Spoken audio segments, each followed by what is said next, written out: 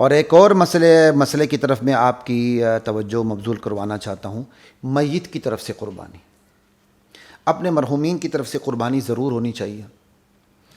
اللہ مجھے بھی توفیق عطا فرمائے، اور الحمدللہ میرے والد صاحب اس سلسلے میں بہت حساس اور چوکنا رہتے تھے، اور اپنے مرحومین کی طرف سے وہ قربانی کیا بھی کرتے تھے،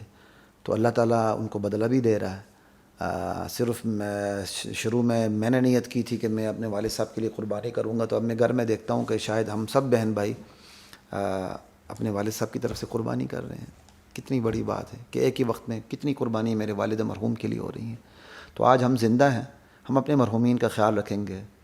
تو کر ہمارا بھی جنازہ نکلنا ہے، اللہ کرے ایمان کے ساتھ ہماری موت آئے تو انشاءاللہ ہمارے جو پسماندگان ہیں وہ ہمارا بھی خیال کریں گے۔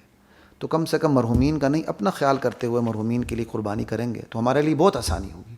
تو جو میت کی طرف سے جو قربانی ہوتی ہے اس کی عموماً 2 صورتیں بنتی ہیں، لیکن 3 صورتیں بھی بن جاتی ہیں۔ تو میں تینوں صورتیں آپ کو بتا دیتا ہوں۔ ایک صورت تو یہ کہ آپ میت کی طرف سے قربانی کرتے ہیں، تو جس طرح آپ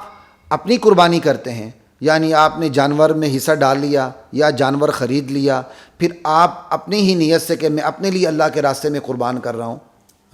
اللہ کے نام پہ اپنی قربانی کر رہا ہوں، بالکل اسی طرح میت کے لیے بھی کیا جا سکتا ہے کہ آپ نے میت کے لیے جانور کا حصہ اجتماعی قربانی میں رکھ دیا، یا میت کے لیے آپ نے جانور خرید لیا، اللہ کے نام قربان کرتے ہوئے میت کی طرف سے قربان کریں۔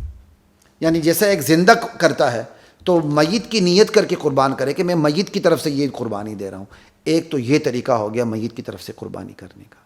دوسرا طریقہ میت کی طرف سے قربانی کرنے کا یہ ہے کہ آپ قربانی اپنی طرف سے کرتے ہیں نفلی، یعنی آپ نے اپنی واجبی قربانی کر دی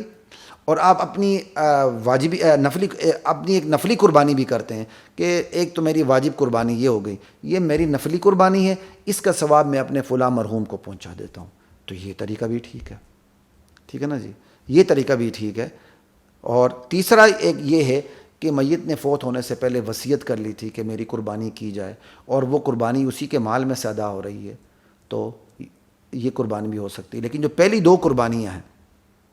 ان کا جو گوشت ہے وہ سب کھا سکتے ہیں، لیکن جہاں میت نے وصیت کی ہو کہ میرے مال میں سے آپ نے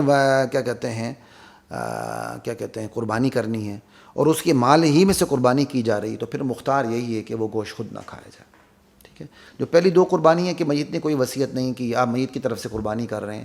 میت کی طرف سے قربانی کر رہے ہیں، اور جس طرح اپنے لیے قربانی کریں اسی طرح میت کے نام پہ لے لیا، اور میت ہی کی نیت سے آپ نے ذبح کر دی کہ میں ان کی نیت کر کے میں ان کی طرف سے یہ ذبح کر رہا ہوں، تو یہ بھی ٹھیک ہے، وہ اس کا گوشت بھی آپ کھا سکتے ہیں۔ اور اسی طرح آپ نے نفلی قربانی کر لی، اس کا ثواب میت کو پہنچا دیا، یہ بھی ہو سکتا ہے۔